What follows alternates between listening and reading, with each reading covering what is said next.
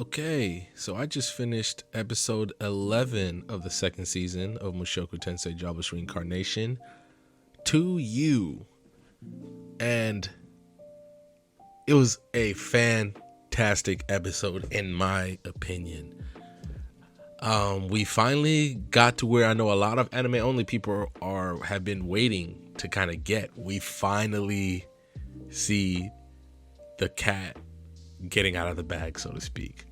You know, we see Sylphie finally reveal who she is to Rudy, and I thought it was beautifully handled.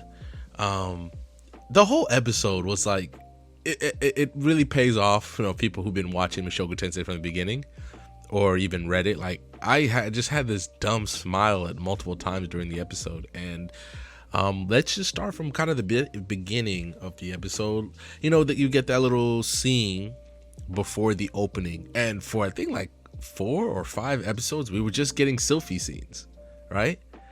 And then then they switched it up this time. We got a Rudy scene, obviously with Luke kind of sounding out Rudy, trying to figure things out, and Rudy's like, "Look, man, I ain't trying to mess with nothing. I don't know nothing, and I don't want to be a part of nothing." All right. Obviously, even though his own feelings say otherwise. So anybody who's read like the light novels or the web novel, at this point, Rudy's like, "Yo, like, I think I really like Fitz," and you know he's kind of conflicted because he's like, is Fitz a man? Is Fitz a girl? Even after he finds that out, so now he's like, okay, now I just love this girl that I don't know anything about or anything like that. Sure, sometimes she reminds me of somebody in the past, but there's no way it could be like Sylphie or somebody else, right?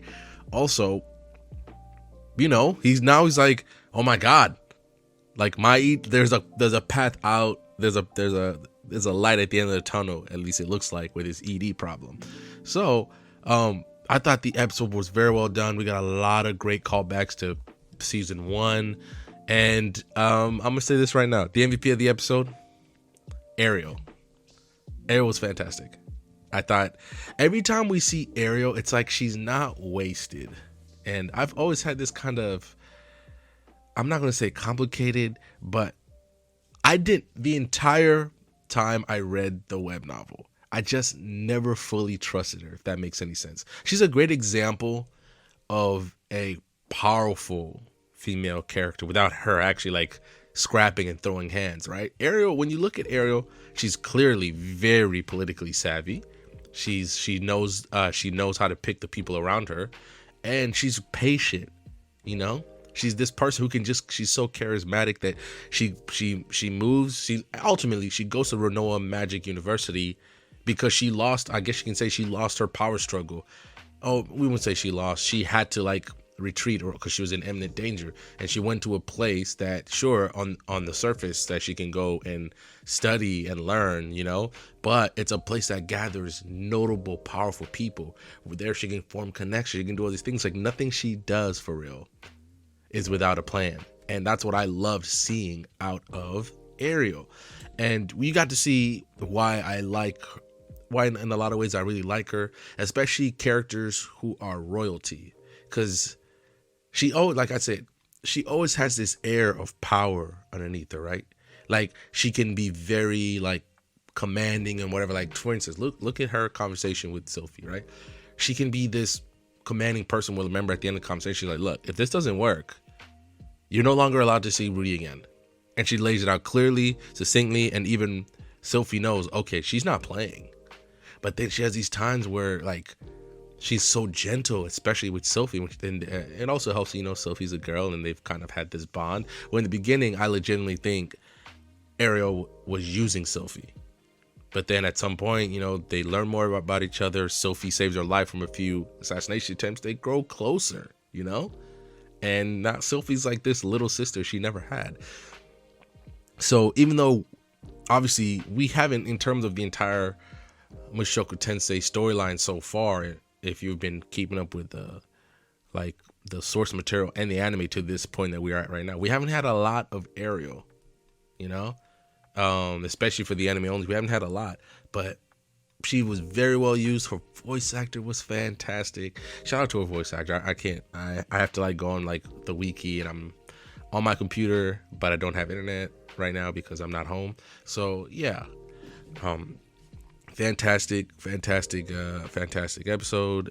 Fantastic use of Ariel, and then the plan that they use was perfect, like a way to like jog Rudy's memory succinctly of something that was obviously in terms of Rudy and Sylphie, something very like what's the right word, important, impactful happened, right? And then kind of listening to how Sylphie explained how they met and like their first big thing, and seeing like at the time, you know, I'm just, oh, this is just anime stuff, you know, I'm just watching it. Like I've seen more stuff in other anime, and then when you kind of see how Luke and Ariel are reacting to it, they're like, yo, what the fuck?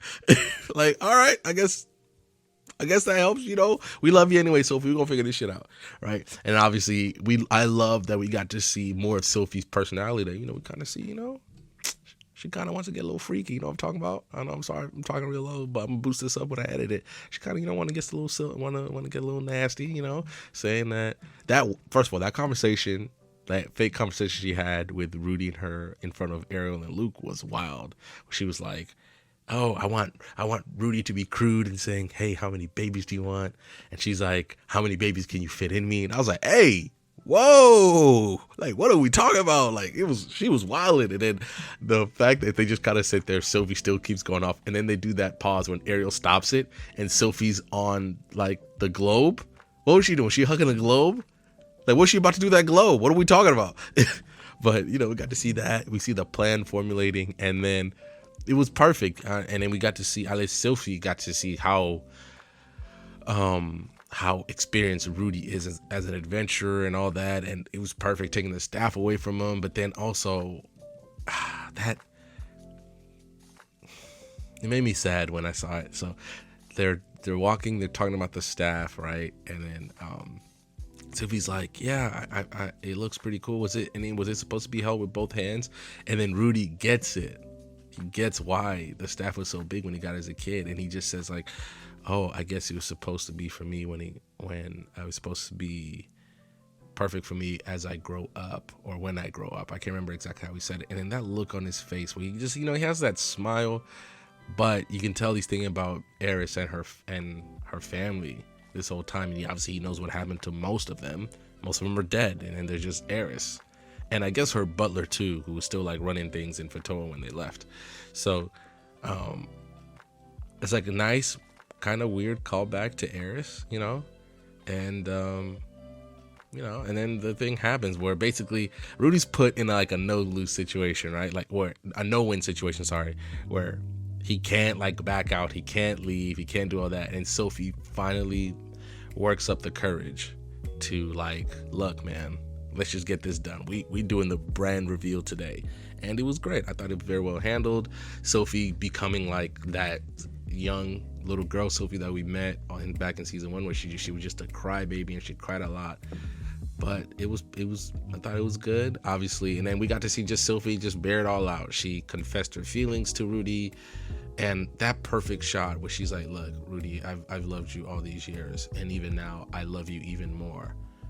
And then it goes to black, you know, as the episode is ending, so to speak, and she says, never leave me or never be apart from me again. And then the end of the episode, leaving Rudy's answer or Rudy's reaction to this whole thing, you know, for the next episode, as this is episode 12, I believe, will be the end of the first core of Mushoku Tensei, and then Mushoku Tensei will come back in a few months. So it's a very, you know, we finally got this knocked out, and then the second core will be very big in terms of there's going to be a lot of action, a lot more machinations by outside parties. That's what I'm going to say, because I don't want to spoil anything. And, you know, there's going to be a lot of things like some reunions, some departures. Fuck, I don't think I'm ready for part 2 or the second core, now that I'm thinking about it. But anyway, guys, what a fantastic episode. One of the reasons, it's another episode. Obviously, I believe it was episode 7. Was it episode 7? Where's my phone at? Hold on 1 second. I'm gonna find my phone. But I remember correctly, I believe it was no. It was episode 9. What am I talking about? Episode 9 when they introduced Nanahoshi, or we got to see who Silent was. That's the best episode of the season. I would put this episode right behind it. If there's if episode 9 is the S tier, episode 11 is A tier. So it was a fantastic episode. Like you said, not a punch was thrown, but it's one of those episodes I'm like, yep, this is exactly why I think Mushoku Tensei is better than 90% of all isekai out there. Hell, I could even up it to even higher, maybe 95%. So thank you guys for listening and watching episode 12. I want to tell you is going to be obviously the end of the first core, I believe, the end of the first core, or the first half of season 2. We might get some more revelations. Hell, we might even see what other characters are doing, I think, because I'm still kind of surprised they didn't pay off that thing about who that one blue-haired girl was when Beta Gotti came to challenge Rudy. They still haven't paid that off. Maybe we'll get an OVA with the girl that, you know, maybe we'll get another OVA regarding Eris and what she's been doing since she left Rudy. You can also, there's a comic, or not a comic, a manga that you could read, which regards her time away from Rudy, what she's been doing. I mean, it's I read it, it's all right, but first of all, I think it ends too abruptly for my sakes. Like for what I think, it ended way too abruptly, and I feel like they left a lot of details out. So anyway, there you go, guys. Episode 11. Sorry, episode 11. Fantastic episode. One that I will definitely put up there when I recommend this to another person who wants to start getting into Mushoku Tensei.